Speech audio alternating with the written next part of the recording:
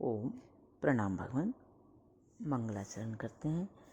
चैतन्यं शाश्वतं शान्तं व्योमातीतं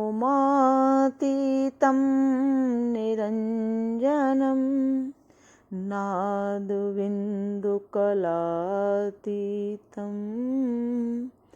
तस्मै श्री गुरुवे नमः।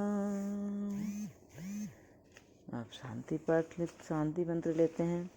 ओम पूर्णम अद पूर्णम इदम पूर्णात पूर्णम उदच्यते पूर्णस्य पूर्णम आदाय पूर्णम एव अवशिष्यते। ओम शांति शांति शांति। प्रणाम भगवान। आत्मदर्शी बाबा नगीना साहब जी द्वारा रचित अद्भुत ग्रंथ वेदांत वचन भगवान ज्ञान कांड चल रहा है और ज्ञान कांड का 9वां अध्याय चल रहा है और आज एपिसोड होगा 63। तो अब भगवान यहाँ से आगे लेते हैं। किंतु ये अंतर्वृत्तियाँ भी उसी आत्मज्योति से प्रकाशित हुई उसी तरह प्रज्ञान रूप होती हैं जैसे सूर्य से प्रकाश पाकर चंद्र प्रकाशित होता है। ये वृत्तियाँ बदलती नाना रूप नाना नाम पाती हैं और वह इनका महल यानी अधिष्ठान इनमें प्रतिबिंबित एक आन पर रहता है, यानी बदलता नहीं। इसी कारण बड़े बड़े सूफी यानी विचारवान लोग इन वृत्तियों का नाम महिमा व विभूति और उस ज्योति का नाम भूमा व स्वरूप बोलते हैं और निश्चय करते हैं कि विभूति बदलती है पर भूमा नहीं बदलता। अब उनकी भाषा में यूँ समझो कि वही प्राणात्मा जो इसकी छाया और सेवक है और कुछ भी अस्तित्व नहीं रखता, वास्तव में इसकी विभूति व महिमा है और यह ज्योति जो उसका अधिष्ठान और उन वृत्तियों में प्रतिबिंब डालती है और जिसे आत्मा नाम से बोलते हैं, स्वरूप व भूमा है। और यह आत्मा की विभूति यानी ब्रह्मा इंद्र प्रजापति आदि देवता होती इसी में केंद्रित रहती है और इसी की ज्योति से ज्योतिर्मय और इसी के अस्तित्व से अस्तित्ववान होती नाना रूप जगत होकर दिखाई देती है। इसलिए श्रुति भगवती निश्चय करती है कि यही ब्रह्मा है, यही इंद्र है, यही प्रजापति है, वरन समस्त देवता और पंच तत्व भी यही है। क्या पृथ्वी, क्या वायु, क्या आकाश, क्या जल, क्या सूर्य, क्या तारे, सब ज्योतियाँ और ये सब जीवधारी पशु पक्षी कीट पतंग यही आत्मा है और ये सब इसकी विभूतियाँ हैं, इसी की विभूतियाँ हैं। और यह आत्मा सब विभूतियों का भूमा प्रत्येक में आया हुआ लक्ष्य व संकेत की विधि से ज्ञानियों को दिखाई देता है। जो बीज से उत्पन्न होता है, जो अंडों से उत्पन्न होता है, जो जरायु से उत्पन्न होता है, जो मेल से उत्पन्न होता है, जो धरती फाड़ कर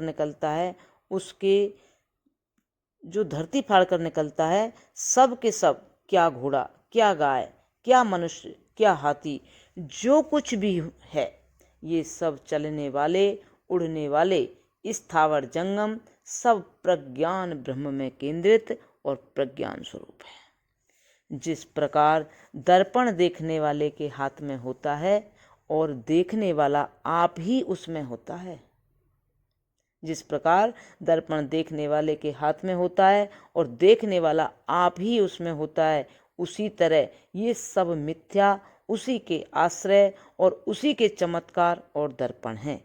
इसलिए सब जगत प्रज्ञान नेत्र और प्रज्ञा प्रतिष्ठा है और यही प्रज्ञान ब्रह्म है।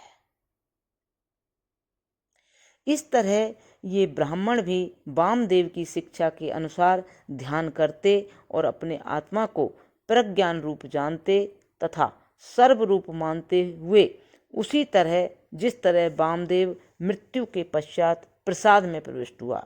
वे भी सत्यकाम और सत्य संकल्प हो गए और जीवन में ही आत्म साक्षात्कार के आनंद से जीवन मुक्ति को प्राप्त हुए।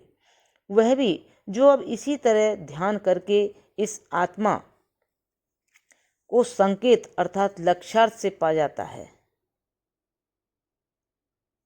वह भी जो अब इसी तरह ध्यान करके इस आत्मा को संकेत अर्थात लक्ष्यार्थ से पा जाता है और निश्चय करता है कि मैं ब्रह्म हूँ, मैं सर्वरूप हूँ, यहाँ नकद अमृत होता है और शरीर के दूर होने से सत्य संकल्प आदि ऐश्वर्य मुफ्त मिल जाते हैं।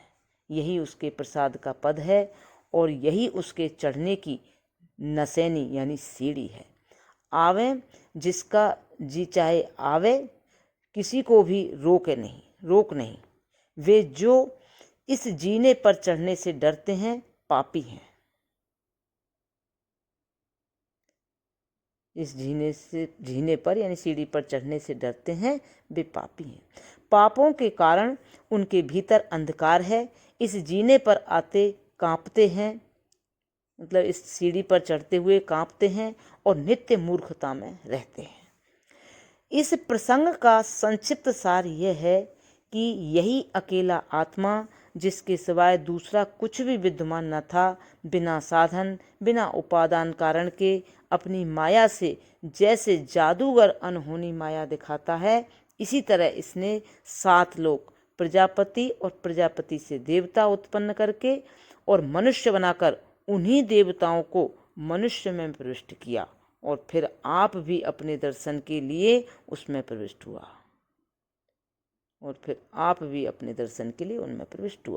उसमें प्रविष्ट हुआ। इस तरह वामदेव ने अपने पहले जन्म के साथी और संबंधियों को सुनाया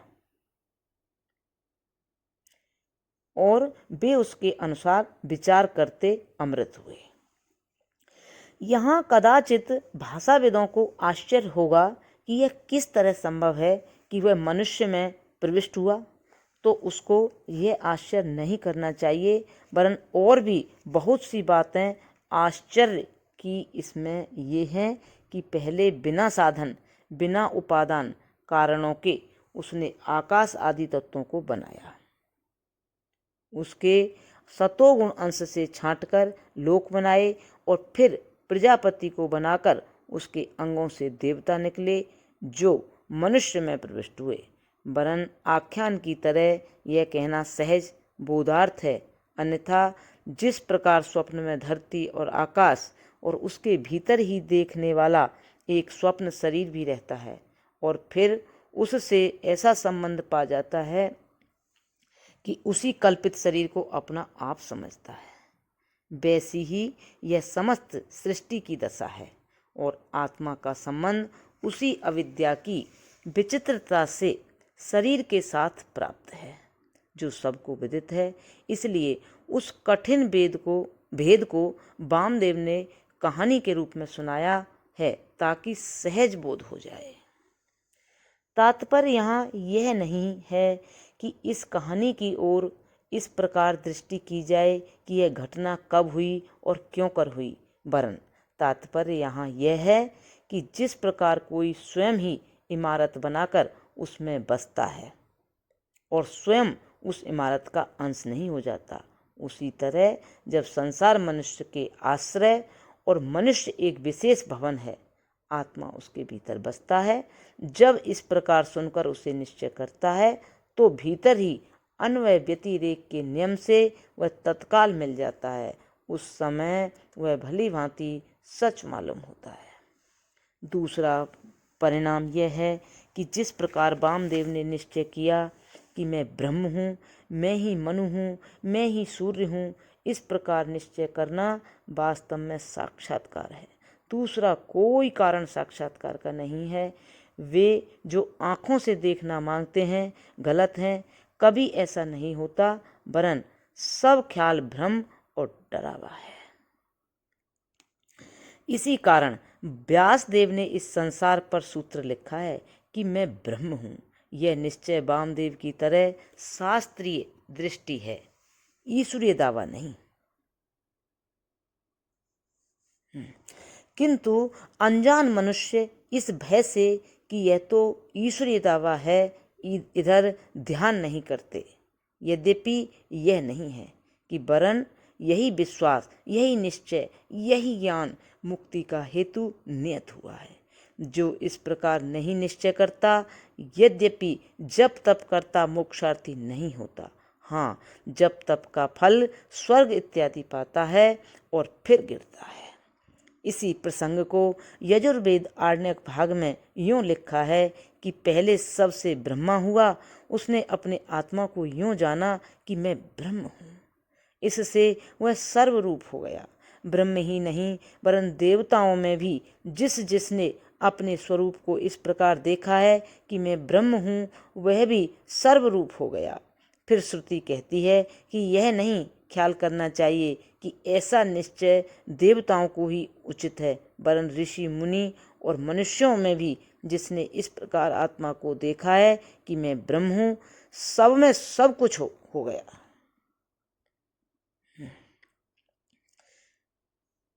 फिर श्रुति कहती है कि यह नहीं ख्याल करना चाहिए कि ऐसा निश्चय देवताओं को ही उचित है, वरन ऋषि मुनि और मनुष्यों में भी जिसने इस प्रकार आत्मा को देखा है कि मैं ब्रह्म हूँ, सब में सब कुछ हो गया। देखो, वामदेव गर्भ में भी देखता हुआ बोला कि मैं ही मन हूँ, मैं ही सूर्य हूँ, और यही निश्चय करता सर्वरूप हो गया। फिर ऐसा भी श्रुति कहती है कि कदाचित कोई कहे कि भूतकालिक ऋषियों में ही इस निश्चय की शक्ति थी, अब हम में कठिन है।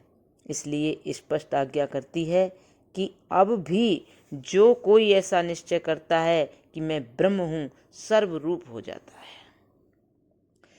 फिर स्वयं ही श्रुति उसके लिए जो विरुद्ध निश्चय करता है कि मैं दास हूँ, वह स्वामी है, यूँ तिरस्कार करती है कि जो व्यक्ति इस प्रकार विश्वास करता है कि मैं और हूँ और वह और है, और मैं दास हूँ, वह ईश्वर है, वह कुछ नहीं जानता और देवताओं का पशु है।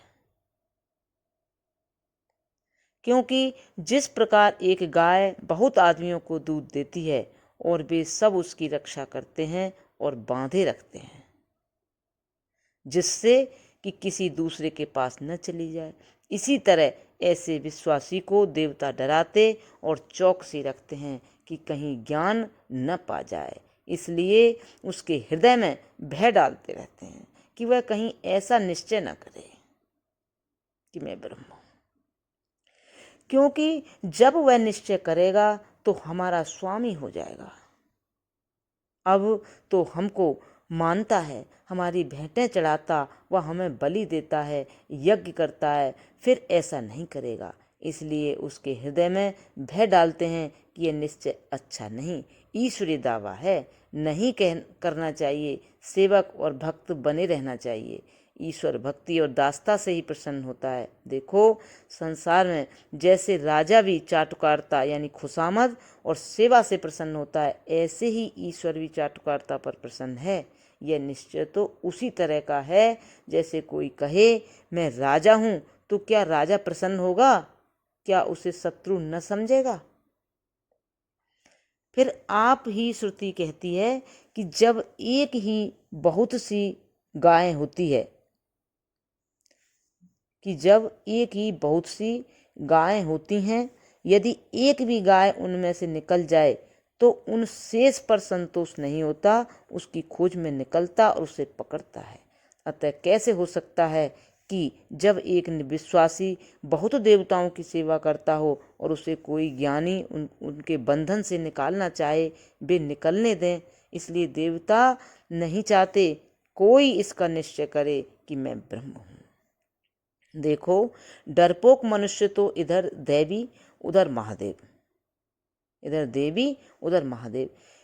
इधर इंद्र उधर दूसरा कोई देवता, जैसे गणपति या भैरव को मानता है और सबको नियत भेंटें देता है, उन्हें पूजता है और वे सब उससे आहुति व भेंटों के द्वारा भोग पाते हैं और उसके मन में बैठे उसके मन को इस निश्चय से डराते हैं कि जिस पर मुक्ति नियत है किस प्रकार संभव है कि ज्ञानी जन उन्हें समझा सकें।